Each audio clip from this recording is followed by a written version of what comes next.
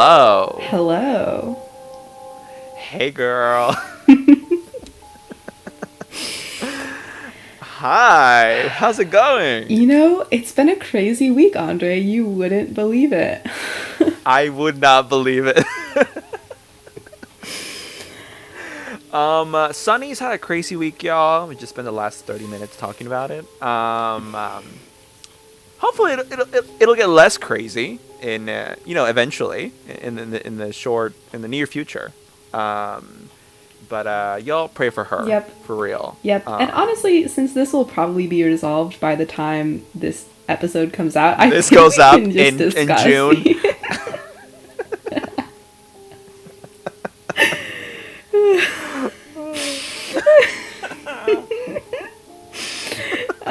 But I do think we can discuss whatever, My personal life, we can just put it on blast, so. Well, I mean, I guess you don't have to name any names, and technically, what you were kind of retelling me is a very relatable conundrum. Yeah. So you can go ahead and describe the dilemma you're in. So my ex from over a year ago, keep in mind we dated for 10 and a half months. So we had been broken up longer than we dated. We caught up, and basically a series of events had led to our catching up. I thought maybe he just wanted to be friendly because it had been long enough since the breakup, and we have mutual friends. Just wanted to break the ice. We caught up to talk, and then eventually he was like, I have something to say about the breakup, and he had really pulled out everything. And there had only been one main issue. Well, there had been one main issue, a couple other small things where he put us in a position where we had to break up because he was really not into planning to apply to places together when we were applying to jobs, but also didn't want to be long distance if we ended up in different places. And it was very frustrating to me and very anxiety inducing, and I was angry as hell after the breakup. I wanted to punch him in the stomach. Suppress that thought for sure, don't worry. But yeah, so basically we catch up all this time later, and he's like, I just wanted to say I'm really sorry. I realized it was completely my fault. I was awful to you. I really wanted to apologize. I've been thinking about this for months. And I just really wish I could go back in time because I feel like I threw away something really cool that we had. So on and so on, and eventually we talk, and I'll admit I cried a lot, actually. It was very, very touching. Very, very touching. But we talked a long time, and then eventually it was would you ever want to try things out and talk and maybe visit and see if anything's still there and do long distance now, a year later, which is literally blowing my mind. So that's the update, and as of right now, I'm thinking it over. Yeah. As you can guess, when she told me this, I had no opinion whatsoever, and I was very neutral and really barely chatted because I just have no thoughts. Andre compared getting back with an ex to eating your own vomit. I did do that, but beyond that, no comment. So. Okay, keep your secrets. I mean, yeah. Listen. We'll certainly know if we get any audience input on this. Now that you've put your conundrum on full blast. If anyone has fallen in love with me through the podcast and wants to shoot your shot. Yeah. Oh, they have. They have. I have some messages I've never sent you out of fear that you're not gonna like what they say. But in all seriousness, I don't know. I don't know that I can really kind of, retell that opinion, the opinions that I've given you here, because it's kind of I don't know. I'm just curious whether people listening to us would think about this. But I mean, I guess I'll say the short version, and it's, I don't love the idea, Sonny. I don't love the idea of you doing that. I also, hear that there might be someone else in your life currently that's trying to get at Sunny, and so that makes me like the idea even less, because it would feel like maybe you're shooting down that new opportunity. And I mean, again, though, even if that opportunity didn't exist, I still feel the same way. But of course, there's caveats to that. The one biggest one being that I've never been in bitch, it's 8 o'clock. I'm sorry. I'm sorry. I lose track of the flow of time, so I had my computer start to announce the time. Stop that. Oh my god. Okay, I'll write it down. The biggest caveat to that just being that I've never technically been in your exact situation, and so I can't understand the temptation. But I mean, even then, like, you being deeply tempted by the idea of getting back together with your ex isn't shouldn't be, like, you know, like, shouldn't be the reason, like, shouldn't justify doing so. Even though I bet it's hard to be in that position. That's what I have to say. That's very real. I appreciate it. And you know what's been coolest about this, actually, is that he had said, "I miss you," and I realized afterwards I didn't just say it back. I wasn't like, "Oh, I've missed you too," because it didn't come to my mind in the moment. And that's not to say there weren't a lot of times where I did miss him or whatever, but I do think I had been able to get over it pretty well. So I am in a position of, like, looking back, I was super in love with him, so I'm kind of curious, but I don't think I'm still kind of figuring it out. And it's been really cool hearing everyone's thoughts, because this is obviously, like, I don't know, this is pure tea, I've brought this up with everyone, I'll, like, run into someone's really grandma on the train and be like, "So what do you think about this situation?" No, yeah, it's scalding hot. So I've had one friend who was like, right off the bat, like, "It sounds like he's tried to change. That's what being human is. Give him a chance," which is really surprising coming from that friend. I'll tell you who it was later. We'll keep him anonymous. And Okay. I've had other friends, of course, be like, "Yeah, I would be way too scared after seeing the way he behaved the first time around to ever try something with him again," which is really interesting. I mean, I feel that a lot. And yeah, it's been, That's yeah. interesting. I'm neither of those. I am not. I'm not telling you I wouldn't do that because I'd be scared. Just because I would think it's a dumb thing to do. And that's Andre, a literal king. Like, what else can you say?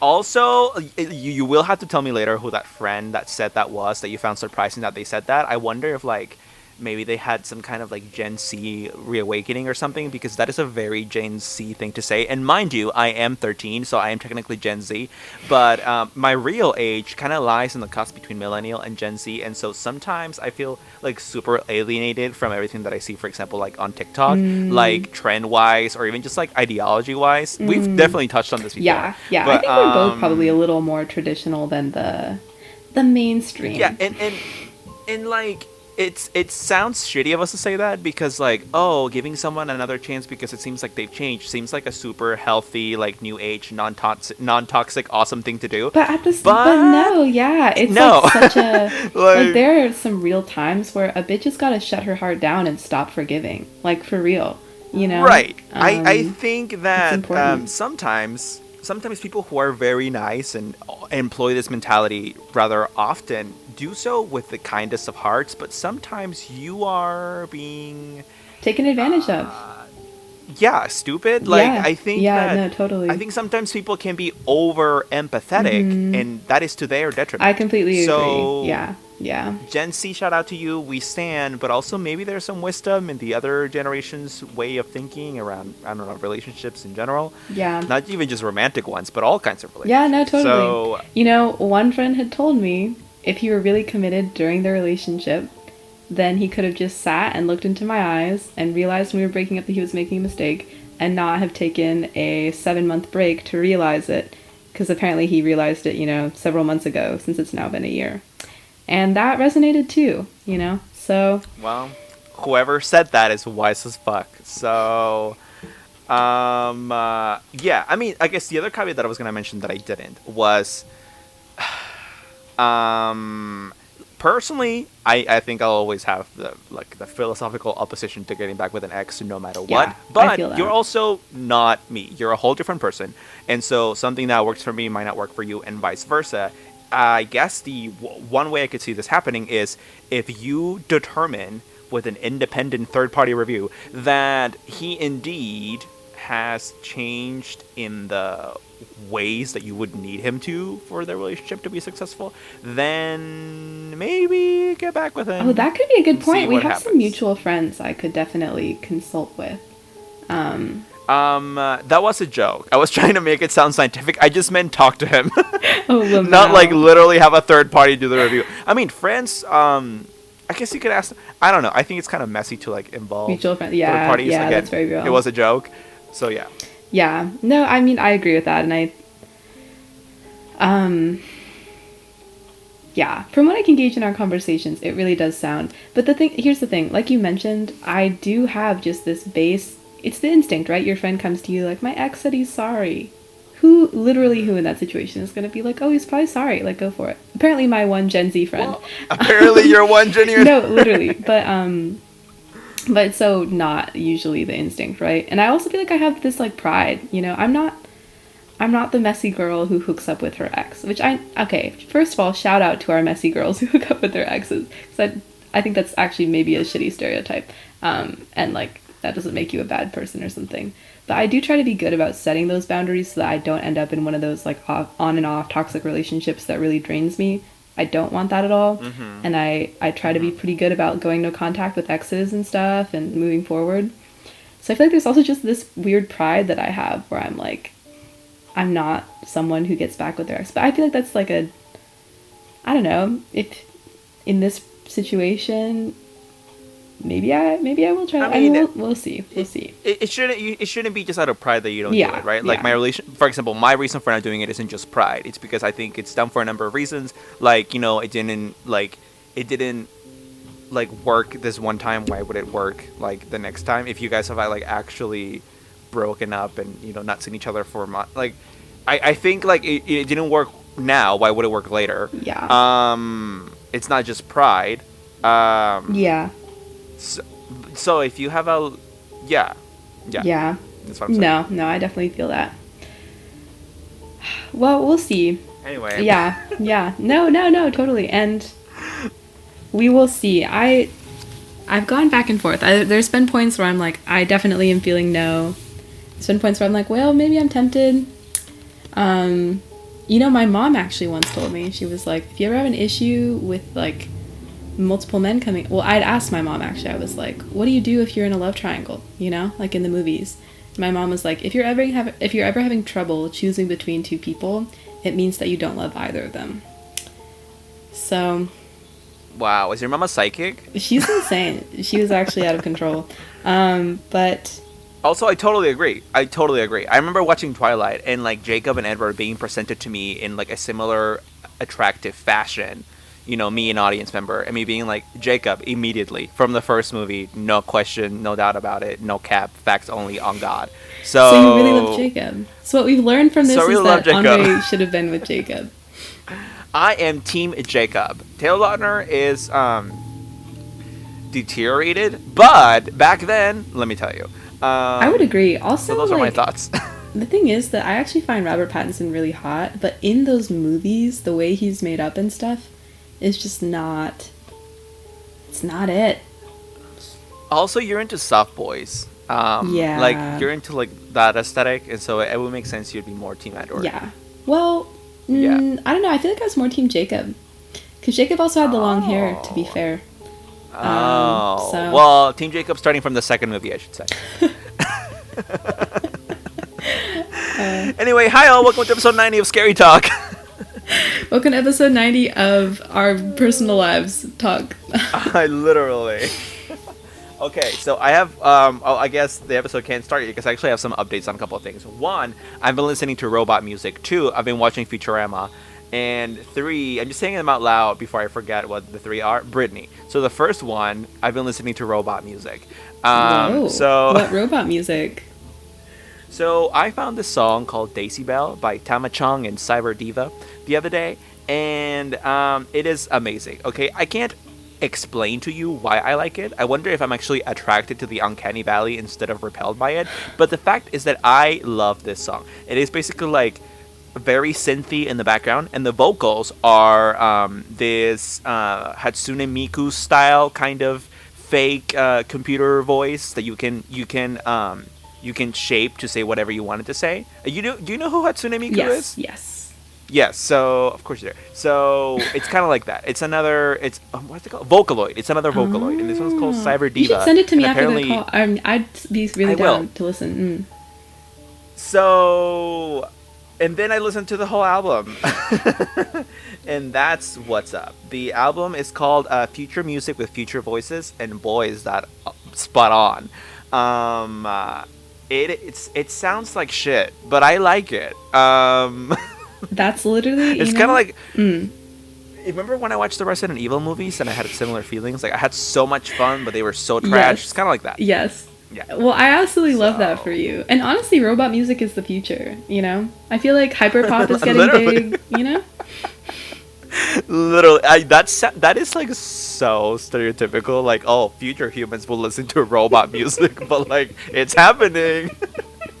It started with Sophie, which, oh my god, Sophie, rest in peace. Then Charlie XCX, seriously. now robot music. That's the natural progression. But yeah, dude, Sophie died. What the fuck, dude? And yeah, first of all, very very sad. And actually, my ex, who I discussed this with, had brought up what a poetic way for her to pass, like trying to look at the stars. Fuck off. No.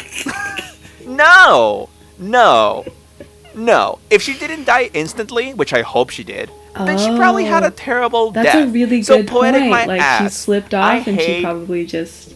Yeah, she probably hit her head and didn't die instantly. Oh god, I hadn't hadn't thought about that. This, but like, dude, no. Even if she did, honestly, like, death is natural, inevitable, and a force. But I don't know that it's poetic and romantic, so suck my ass. I love that take too. Andre, you're just, wow. You're just like, you're a boy to my heart tonight. Is that how you pronounce that, boy? Boy? Yeah. Yeah. But that's what it is. I'm also a boy. I just think that this isn't even coming from like a fear of death. Which, like, I guess I have, and we all have, and I'll never not have it. But I really don't think it's coming from that. I think it's just the fact that, like, I acknowledge that death is, again, a force inevitable, but that doesn't mean I like it. Bitch, the fuck? I don't want to die. Bye. That's why I got, like... I was going to make a good joke about car insurance, but it's going to take too long, so never mind. Anyway... Nationwide is on your side, and today's sponsor is... Yeah.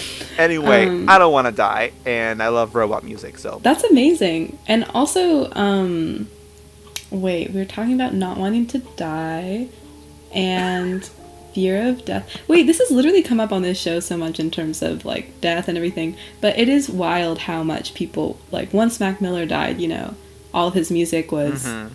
You know, we just so idolize people who died and romanticize it. That's a very just true thing that I don't know how I feel about it. Yeah. I don't want straight people on Twitter telling me to listen to Ponyboy and Face Shopping and 1, 2, 3 Days Up with Kim Petras. Bitch, I listened to those songs years ago. Now because she's dead, you listen to her music? It's Suck my ass. True. Oh, man. Oh, my God. Andre, literally, come for them. Destroy them. Yes. Locals, go away. I love it. Anyway... Sophie, rest in peace. Now, we need to talk about Futurama. It's great. I love it. You know what I've been watching? King of the Hill. What? King of the Hill? Oh, dude, yeah. Adult animation is where it's at. And I think I stopped watching The Simpsons when I was 15. I just stopped just cause, not because I didn't like it anymore. But I hadn't watched any animation, like, since. And now, all of a sudden, I decided to watch Futurama because I watched a video that really enticed me to do it. And I don't regret it. It's really great. I've watched, like, 3 seasons in a couple of days. It's just such a funny, smart show. Like, it has a bite to it. It's smart. I'd say it's even bitier than The Simpsons. And, you know, Matt Groening did both of them. So I'm surprised that it's, like, different, I guess. But it is. It really is. Interesting. I recommend it. You know what? I might be down. Because I watched the Rick and Morty episodes really quickly, which I know has, like, a terrible fandom. But I will admit I'm a fan of Rick and Morty, so... You must have watched those really quickly because you have a really high IQ that it's hard for the rest of us to comprehend. You know, Andrea, we were all thinking it, but you didn't have to say it. Anyway. Yeah, I recommend it. 5 out of 5 stars. It actually makes you laugh. Like, you know when you're watching something funny or maybe, like, a stand-up show or something, and it's funny, so you laugh, but, like, you laugh on the inside. Yeah, versus, like, actual out loud, like, this is making you laugh. Like, this show has made me actually laugh, which is weird to do in a non-social setting where you don't feel like you have to perform laughter. Whoa, I hadn't thought about how the whole performative nature of laughter Whoa. Yeah. No, it is performative. That's why, like, I still find those stand-up shows funny. I do, genuinely. But like, I think people most of the time don't actually laugh out loud when they find something funny. I know I don't. So either everyone else is like me or I'm a psychopath. Anyway, Brittany, girl. I've been watching this documentary series. Oh my god, the tone just shifted.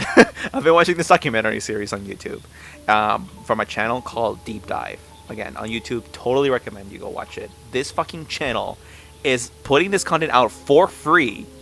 And it's like, so far they have, I think, 5 or 6 parts, and each part is close to an hour. A couple of them, I think, are an hour and 30 minutes.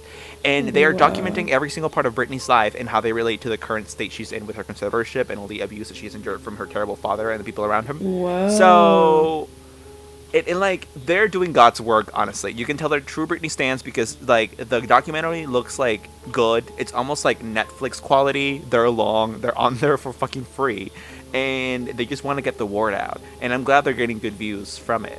Wow. And I've just learned so much more than I knew before. I can't go into it here because it literally is so much. But, like, the current state of this isn't great. We want her out of this conservatorship. And now I've shifted my mindset to, like, I'm, like, more radical now. Like, I think she is legit imprisoned by her father. And also when she had because she was taking a break for mental health back in January of this year. When she had that, and she said, or the media said, that Britney claimed that she had committed herself to this mental institution voluntarily for a number of days or whatever to take a mental health check or a break or whatever. I am now convinced, because of these documentaries, thoroughly convinced that it was not voluntary. Her dad put her there, and she had been there for months before the media reported that she had put herself in there. Whoa. So she wasn't there for weeks, she was there for months. And it was because she stopped taking her medication. There was, like, a whole thing with her dad. They were fighting back and forth. And I may have gotten my years no, I didn't get my years mixed up. So, like, late 2019, Sunny, I'm gonna, like, go through this super quick. 2019, Britney was supposed to continue her Vegas stay with a different residency. She was doing Piece of Me. Now she was gonna do Domination. So it was gonna be a different show, still in Vegas. You know, Britney still in Vegas, awesome. Around that time, when Domination was being produced, she was already doing rehearsals, etc. Apparently, she stopped taking her medication, and the documentary and, you know, the sources that it cites basically paint the story as she stopped taking her medication. Her dad didn't like that. They fought about it. She was like, if you don't take your medication, I'm gonna pull the plug on the show, because obviously she needs permission to do anything because she's a conservatee. Which is funny that, like, she's a conservatee, but they still have her perform 130 nights a year.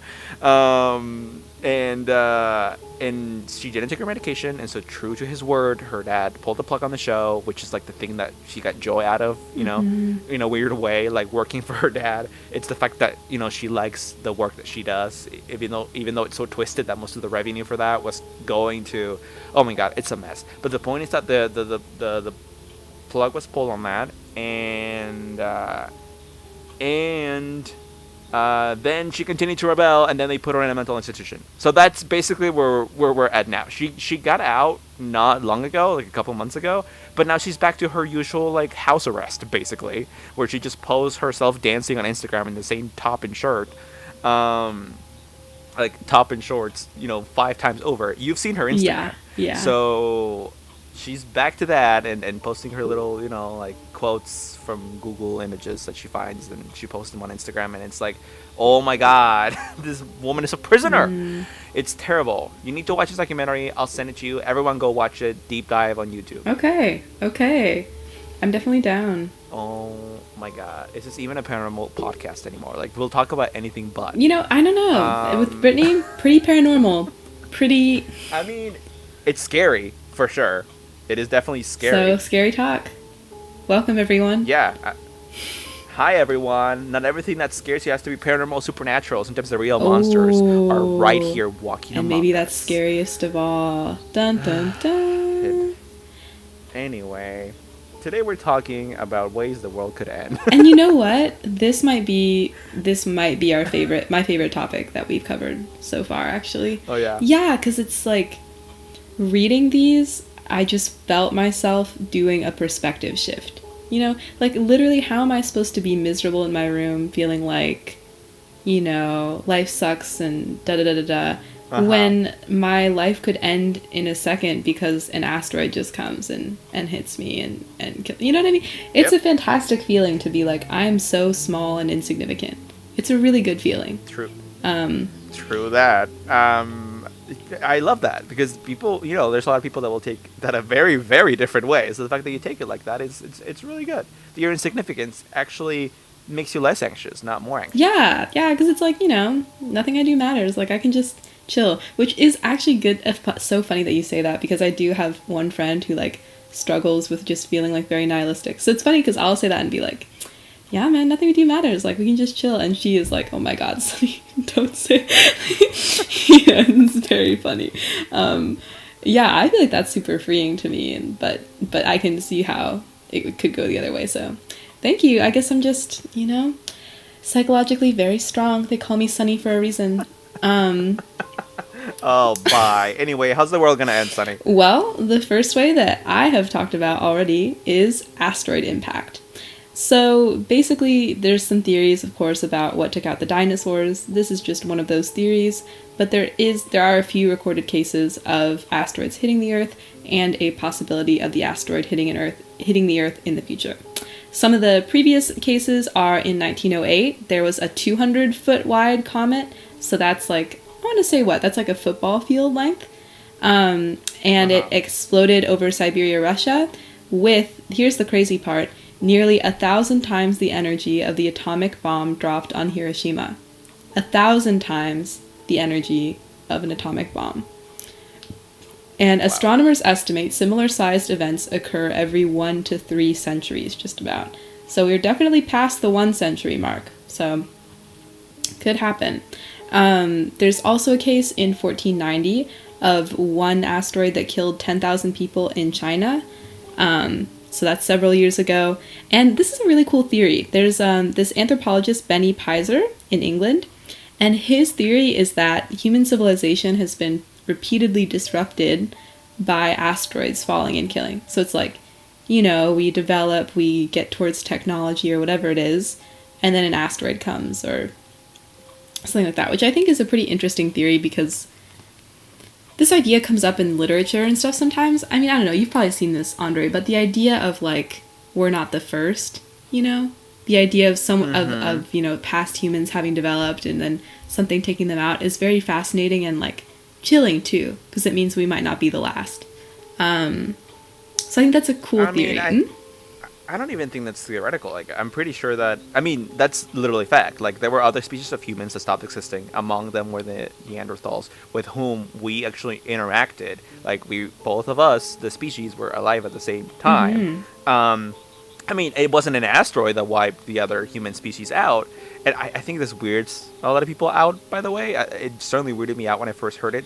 Hi, everyone. There used to be other species of human. So wrap your head around that. Yeah. Like, we're like frogs, bitch. There are different kinds of frogs. There were different kinds of humans. I think people might think, oh, did they look like big head aliens? Not really. They didn't look like, kind of like other frogs don't look that different from different frogs. But they were different in some ways. Bigger skulls, brain capacity, height, weight, bone density. But like not entirely different. But they did exist. Yeah. It was a and thing. Some people still have Neanderthal DNA from Yes, and that's because of, we don't know how the other species stopped existing. We don't know, but we do know how the Neanderthals stopped existing. We actually absorbed them into our population. So we ate the Neanderthals, not technically, but with our genitals. With our wops. We ate them with our wops. Which is super interesting, like, because, like you said, that makes it so that Neanderthal DNA still exists within the human gene pool, and I think that's fascinating. Yeah, I want to look more into that. Anyway, I think that's fascinating too. There's also I read this on like a Tumblr post on Facebook, so take this with a grain of salt, everyone. But I read a very interesting theory that the reason why we have the uncanny valley, it's like, well, people were like, why do we have the uncanny valley? And then someone else had brought up how there were other species of humans and that it's quite possible that humanity killed them, you know, that they're just, we were like, you're kind of different, we're going to kill you.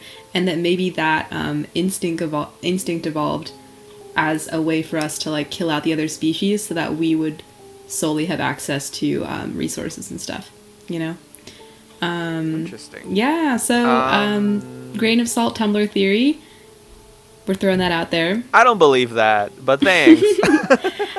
A matter of fact, I'm kind of disillusioned with the whole idea of the Uncanny Valley as of late. I watched a very, very interesting, I think, Vox video that was like, the Uncanny Valley isn't a thing. Or like, rather, the way we've determined it exists isn't really accurate. We find a lot more things uncanny than we realize, and also some of the things that should fall within the Uncanny Valley compartment of the Uncanny Valley graph, we don't find uncanny. So obviously this doesn't check out in all circumstances. Oh, interesting. And so maybe it still exists, I guess, but we need to revise it. But that video really made me feel disillusioned. Do you remember any of the like counterexamples?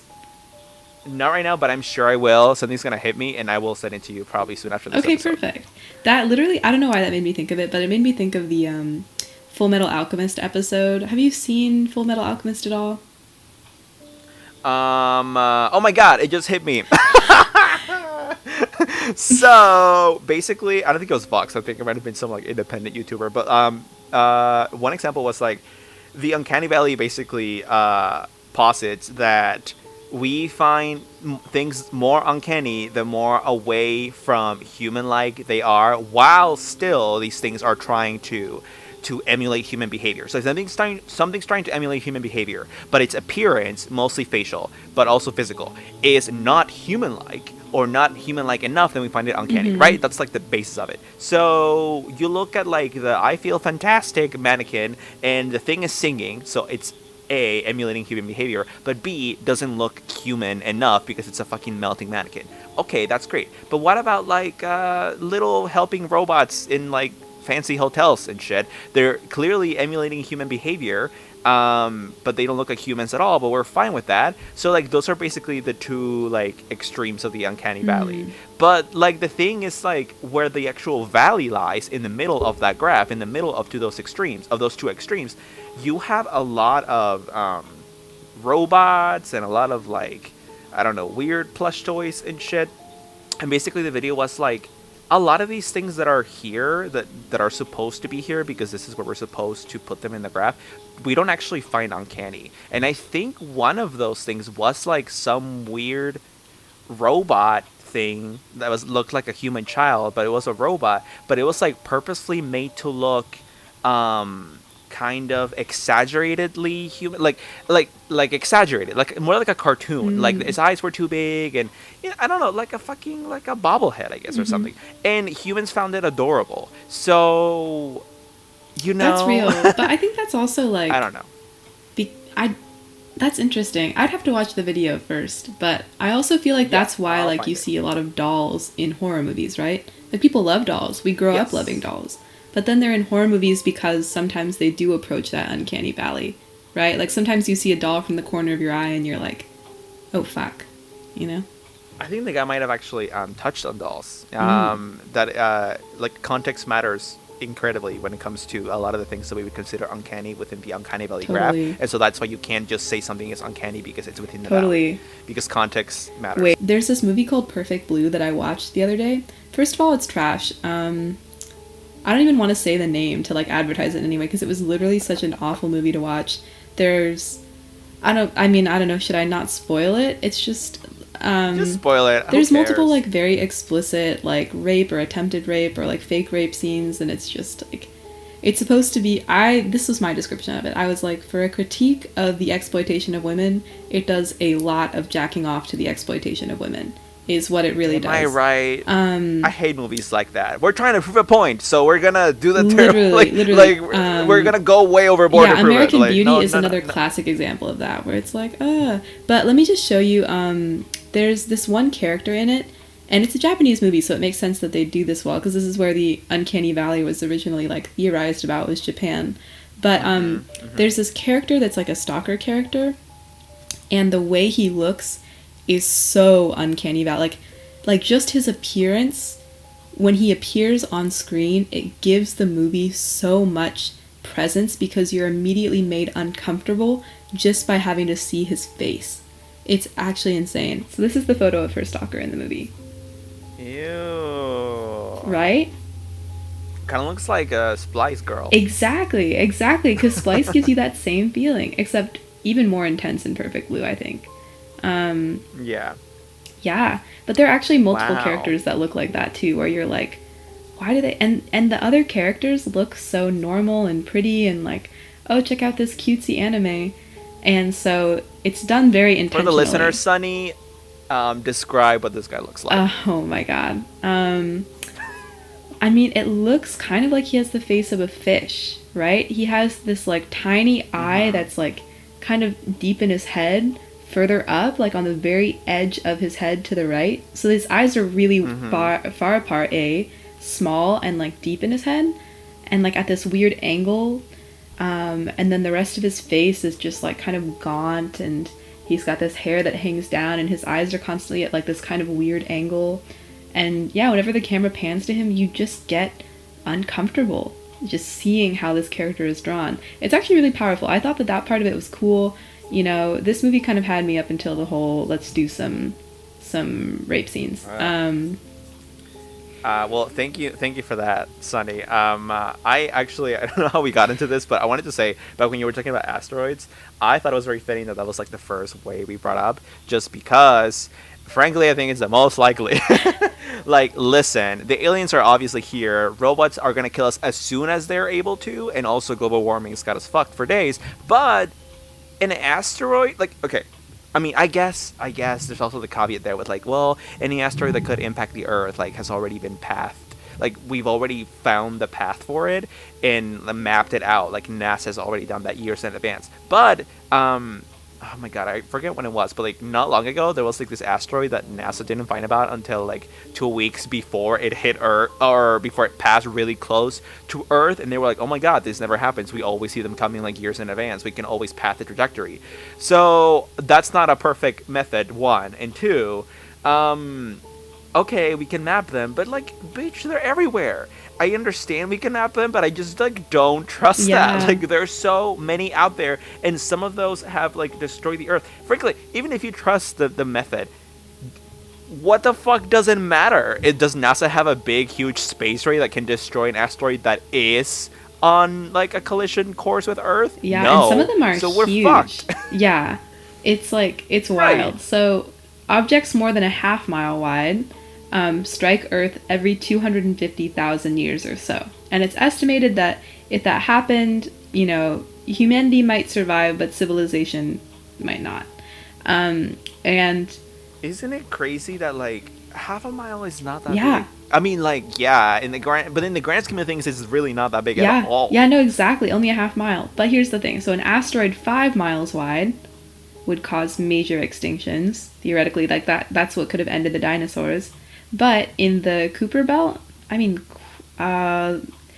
you know, if you're into science and I've mispronounced that, just, you know, send us an angry message, please. But in the Kuiper Belt, suck her ass. There's roughly 100,000 ice balls that are more than 50 miles wide, right? Like 5 miles wide would cause a major extinction, but these are 50 miles wide. And there are a decent amount of small comets that the Kuiper Belt sends earthward. So if we got a big one, that would just probably end. That might just end all life. Honey, you got a big storm coming. You know, yeah. But I definitely think global warming is the most... If anything, like, global warming isn't just the most likely one. It's just a likely path of our world at this point. Well, here's the thing, Sunny. I guess we're talking about different things, right? Like, we can talk about the extinction of humanity, which, like, the world's gonna be okay, girl. They don't need us. That's true. Or like the world ending, and by the world I mean all species, not just humans. Like the actual rock that is Earth, Nothing's gonna destroy that except like the sun in some number of billions of years, and or a collision with another planet. So that's not really anything interesting to talk about. It's more like everything that's living on Earth. And to me, like even a 5 mile asteroid. Again, 5 miles isn't that it's not that big in the grand scheme of things, but it's the fact of the speed at which it's hitting Earth. Which, fun fact, it's actually made worse once it enters our atmosphere. Like, I love how our atmosphere is like, because this thing is floating in space or traveling through space at a fairly fast rate, but it actually gets faster once it enters our atmosphere, and I just find that hilarious. Like, our atmosphere is not gonna help us. Just like, fuck you guys, I don't care. I'm gonna make this worse on impact. So it's crazy, like that tiny thing, but it's so fast that it like creates this effect and it fucks everything up. Yeah, it is pretty wild how small it is in the grand scheme of things. Anyway, thank you for that. Let me let me touch on a different way the Earth can end. This one's interesting. So there could be a particle accelerator mishap. So I didn't even have to read much into this one when I saw it. By the way, we're getting our way to the world could end from a Discover magazine article. This article is great, and we'll likely end up referring to it for another episode on this because there's no way we're gonna cover everything we wanted to cover. Thank you, Discover magazine. But anyway, as soon as I saw this, I was like, okay, dead ass. What's it called? The Large Hadron Particle Collider. Yeah. And anyway, the thing in, where is it? Sweden? Switzerland? I feel like Switzerland. I think it's Switzerland. So basically that, Queen.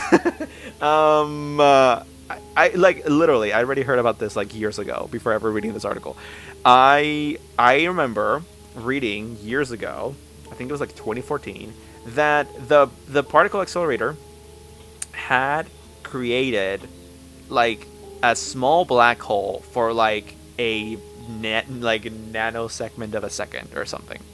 And I was like, oh my god, we're fucked. Oh my like, god. I guess the reason this didn't like fuck us all up immediately was because something about the existence of the black hole and its stability needed longer than a nano, like a fragment of a nanosecond to be able to like take hold on like physical reality or something. Basically, it wasn't here long enough. Oh right? my fucking Girl god. blinked too fast.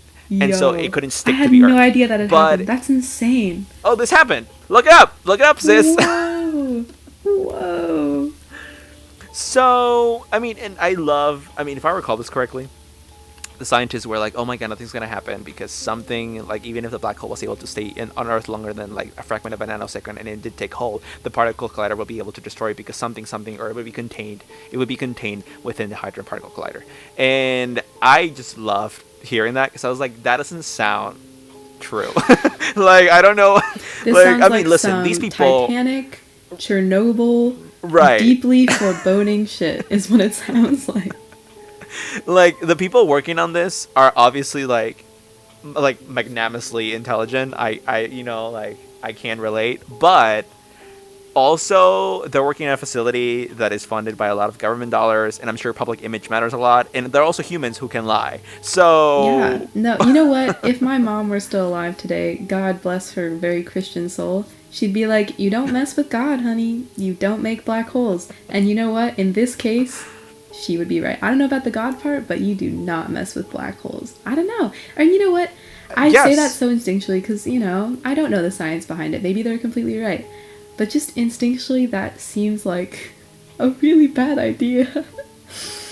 Tell me about it. Tell me about it. So I'm gonna read you an excerpt from what happened. From how CERN explains this. And that's the facility. That's like the short name for it. You know what? I'm just going to read it. So, the Large Hadron Collider will not generate black holes in the cosmological sense. However, some theories suggest that the formation of tiny quantum, quote-unquote, black holes may be possible. The observation of such an event would be thrilling in terms of our understanding of the universe and would be perfectly safe. Girl, this is from before it happened. So that what if it happened. And yes, I guess it was thrilling, but was it perfectly safe? I don't know. They love to say that, but I don't buy that. God, yeah. Isn't that wild that like they wrote this little PR thing on their website and it was like, oh my god, if that were to happen, that sure would be a show. And then it happened, and they're like, oh my, that sure was a show. But I bet you their asses were quaking, because like, I don't know. This just, like everything that I know and the little the little knowledge that I've been taught about space, it's like black hole bad. So honestly, even if you're like a super smart scientist and you're like, oh, I'm sure it's safe. One, we're human, we make mistakes, and two, like, what the fuck is the impetus to like playing with black holes? Like, is it gonna teach us? Like, oh my god, I am pissed. Like, what are we gaining? Like, I think the reward to risk ratio is like astronomically high on the risk end. And so, what the fuck is the point? Yeah. Oh my god. No, I agree. I think this is the same feeling that I get from you when it's like people have these stories about experimenting with like, oh, I did this thing with my mirrors in the basement and now my house is cursed forever, and you're like, okay. Again, reward to risk ratio. It's just, that's all life is. That's all everything is. Girl, every time I step into my car to go to the 7-Eleven to get 3 buffalo chicken rollers and ranch sauce, it's a reward to risk ratio. The reward is going to be 3 delicious buffalo chicken rollers with ranch sauce, but the risk is me dying in a minute, because fucking car accidents happen all the time. Literally all the time, and they're fucking stupid, and people die all the time. So, that's all life is. Anyway, Sunny, what else you got? Okay, well, I'm skipping to a personal highlight, global warming. Now, most of these do make me feel better, actually. I feel like there are just a lot of them that are so grand and cool. It's like, what if our magnetic field reversed and it just caused everything to fall apart? Or what if there were a rogue black hole that just destroyed us in a matter of seconds and we could never see it coming? Those are very, to me, like, cool, and like, life is so fleeting. And dude, if a black hole ate us, that would be the ultimate suck. Like, if a black hole sucked us in, that would be the ultimate suck. SUCC. Like, dude. just in a second. That's it. That's the whole universe. Fuck the Earth. Forget the Earth. The whole universe, dude. No, actually, because there's a lot of black holes, but definitely the Earth, or at least most of the Earth. Oh yeah. The thing with black holes is if one even came through our, our galaxy, the Milky Way. If one even came through the Milky Way, we'd be fucked, I'm pretty sure, based on what this article is saying. But I can get more into that. For now, global warming. Okay. And I thought this one was cool because I'd actually read a like nonfiction short story a few years ago that I still remember because it was so visceral, and all it talked about was the ways that global warming could kill us. And it went into a lot of detail. So the article already has some, they're the opposite one, the obvious ones, Earth gets too hot for us to inhabit.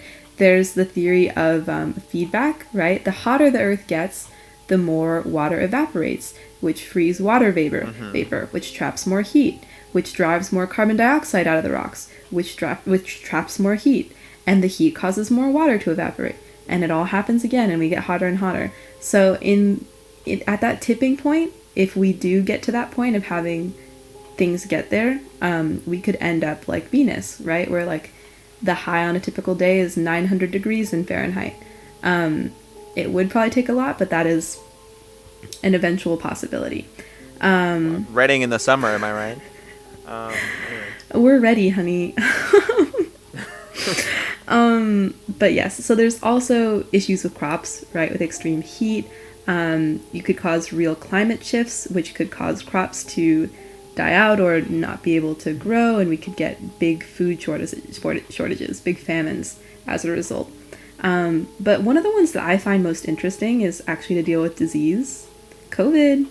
And this is one that I had read in that story forever ago, but I still remember because I found it so interesting. There was actually a case, I guess it would now probably be, 5 years ago, where a couple of dead deer that were frozen in towards the North Pole had become unfrozen because of global warming, and they had like a, thousands year old disease. And that disease spread to some local animals, which ended up spreading to Oh my and killing god. Are some you talking humans. about deer wasting disease? I don't know. I have no idea. I don't think it killed You too many are. people, but it killed some amount of people. Oh, okay. And so, yeah, so, with global warming, you get all these things coming out of the ice, and you don't know what kind of pathogens there will be. And it could just be that there's a infection or virus in there that hits way harder than corona has. That's a possibility. There's also just general possibility of higher infection and like more issues with parasites and other things when we have all these differences with temperature. It's surprising how far-reaching global warming is too, because global warming affects and just humans being humans and destroying the environment affects the ecosystem a lot, which is another thing that this talks about. But you kill off moose in an area and you think, man, it kind of sucks, like there are no more moose because we've destroyed all their pastures for this one crop that we want. But like whatever, but that means that the wolves in the area can't survive, so the wolves die off, and now because there's no moose to eat them, the trees are overgrown, which causes this other thing to happen. Ecosystems are super delicate and they've developed over billions of years, and we just buck right through and say, like, who needs an ecosystem when you can just have, a couple of basic crops and some domestic animals? I know, it's crazy. Yeah, and yeah, if we just cause an ecosystem collapse, there could be a lot of, one issue that we could see is the death of... And even those crops, like, they affect the earth because the soil loses nutrients and we try to replenish them with artificial fertilizer, but then that causes problems in itself. Exactly. There could be new diseases, and pollinating insects could go extinct, which of course would lead to widespread crop failure. So, could be some issues there. I'm not gonna lie. Thanks. I'm just gonna place that out there. Yeah, looking at all this stuff made me look up this article, like, when are we gonna die due to global warming? And, our estimates vary, but the main estimate for how long we have to change is 2030 to 2040.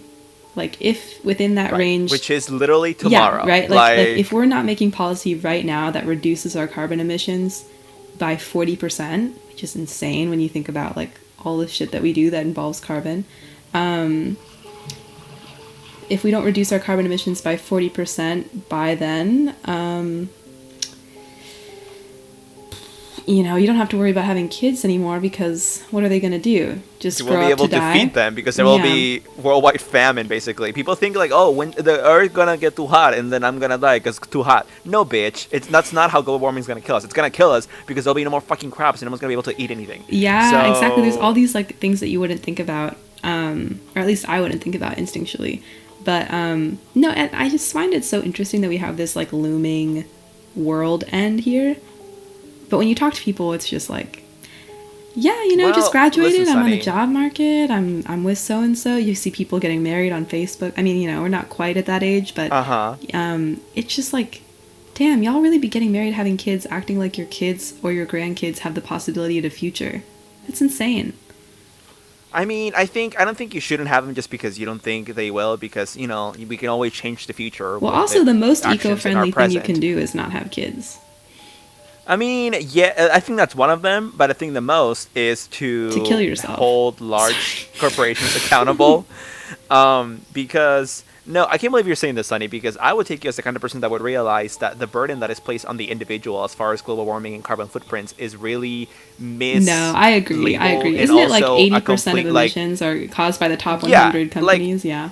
It's a fucking scam by Coca-Cola, basically, trying to put the onus on us, like the individuals, really they're like, exactly. So, yes, there's ways we can help everyone go recycle and eat Soylent, I guess. But yeah, speaking of, maybe that's how we solve the food issue. We just eat the dumb people. We turn them into Soylent and we eat them. You mean the rich? Because I'm down. And I think from what I've heard, Army Hammer might be down for some eating of people too.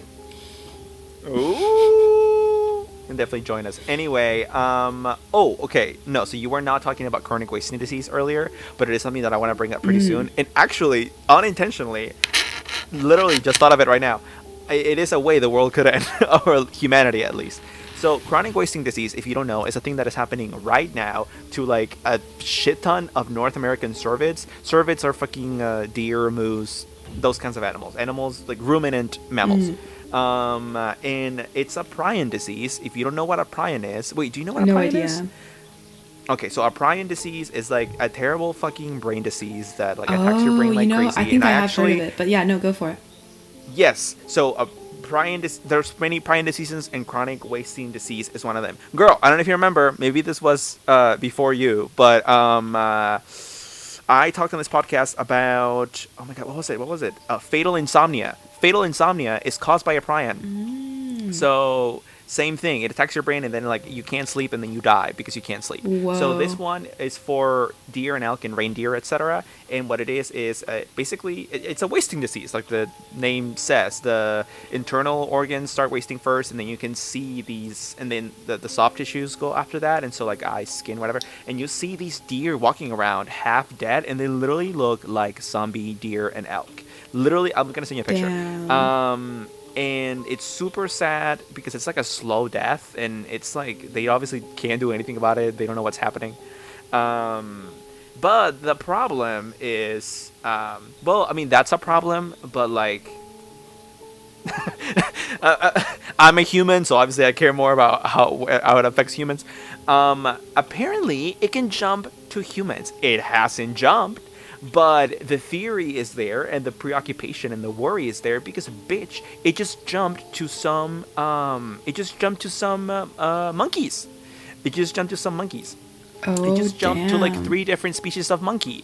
Like 2 months ago, this was reported, and so that's worrisome. That sounds like an awful disease.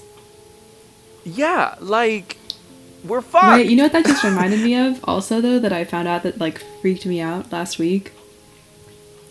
Scurvy. What? A disease. Oh, yeah. Scurvy makes all of your every scar you've ever had reopens.